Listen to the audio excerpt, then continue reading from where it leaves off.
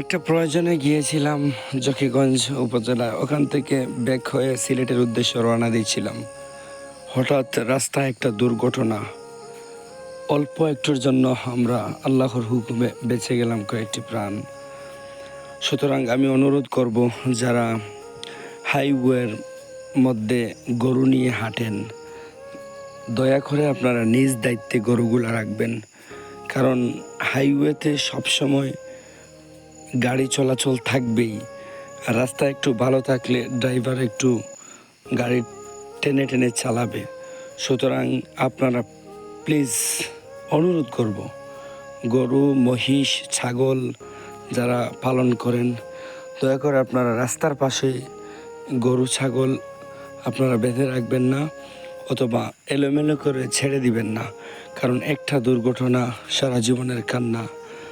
আপনার একটা গরুর জন্য, একটা ছাগলের জন্য, একটা মহিষের জন্য হয়তো অনেকটা প্রাণ চলে যেতে পারে। তাই দয়া করে প্লিজ অনুরোধ করব, রাস্তার কাছে কেউ গরু দিবেন না, ছাগল দিবেন না। প্রয়োজন হলে রাস্তা থেকে 50-60 মিটার দূরত্বে বেঁধে রাখবেন। আর চারিদিকে বন্যা, এজন্য হয়তো হাওরের মধ্যে ঘাস নেই। দয়া করে আপনারা নিজ দায়িত্বে সাথে থেকে আপনারা গরু, ছাগল লালন পালন করবেন।